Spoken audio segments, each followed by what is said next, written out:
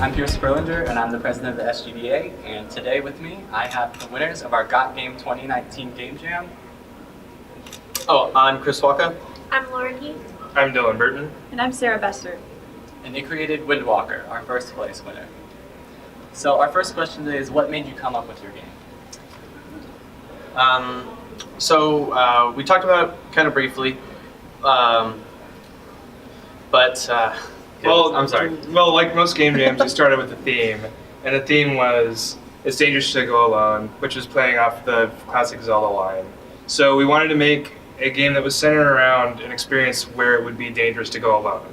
So that's where we started with the idea of a camping motif with a father and daughter, and then we built the mechanics of the game around their relationship and how they would both supplement each other to survive a dangerous experience together.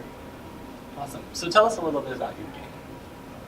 So our game is a multiplayer experience where one user uses a controller and the other player uses a phone that's connected through the internet to the game session.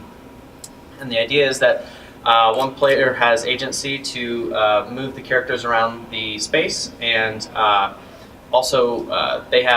they're tuned in audibly to things that are going on in the environment. And the other player has a visual kind of map of the overview of the play space, and they also have the ability to turn on a flashlight where they can fend off or use the flashlight to ward away bad guys.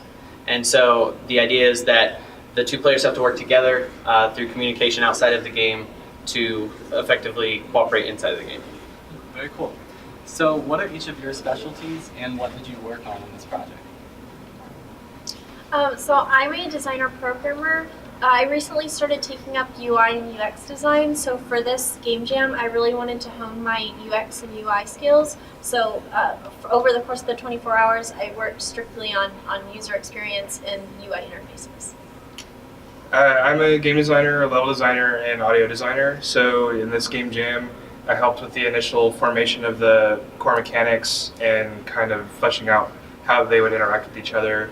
And then I figured out what all mechanics in the game would need sounds and what kind of systems we could design around an audio experience. And then I designed the level in which mechanics would be executed. I did the art and a little bit of the narrative, but mostly I focused on trying to animate pixel art and things along those themes because I didn't have a ton of experience with animation, but I knew we needed it, so I was like, I can do it if I just try hard enough and lose some sleep.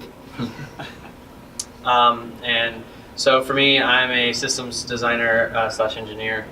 So I had the expertise with like the back-end networking stuff, and then also with really gamifying, bringing things together, building like the systems and incorporating the level design, the overall game design, as well as the art, kind of helping glue things together. So.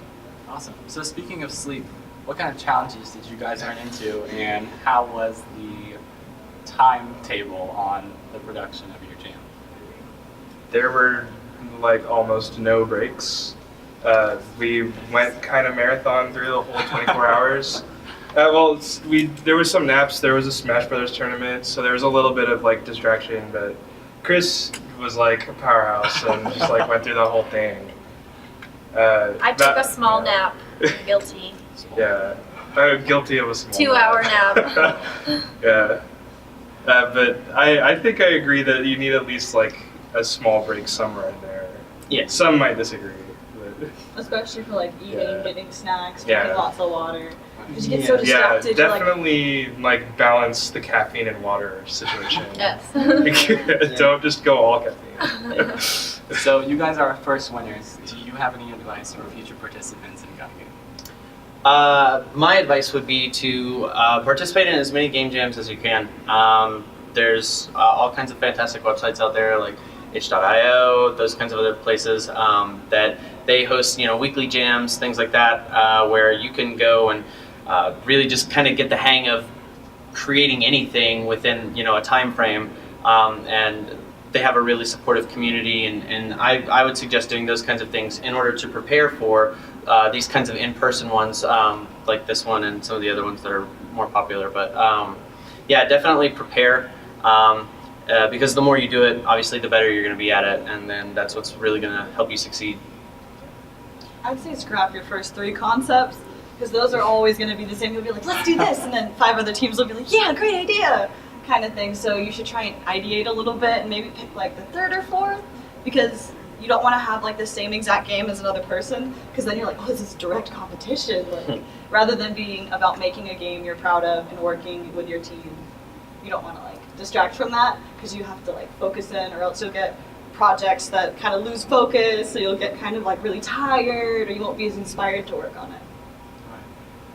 I would say being aware of what your specific skill sets are and knowing like exactly what it is that you can bring to the team and what you can bring to the table, and being sure that you find a way that your strengths can show through your project will help elevate the project, and making sure that everyone is able to like know what everyone else's strengths are and how they supplement each other, and that everyone's time is most efficiently used towards getting the most out of their work so that you can end up with the best product in a short time frame. I would suggest to scope accurately, so understand, your timeline and know that polishing always helps. So leave some extra time at the end for polishing. Choose a simple mechanic to focus on for the first couple hours, and then polish your game with art, UI, and everything. And really focus on implementing the theme correctly, and making sure that everything in your game has a purpose.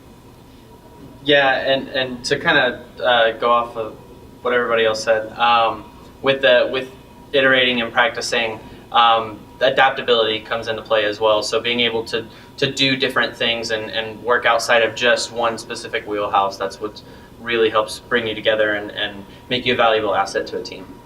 And like when the one thing that you were sure was going to work doesn't work, figuring out how to like work around that. Yeah. And you like adapt to crises.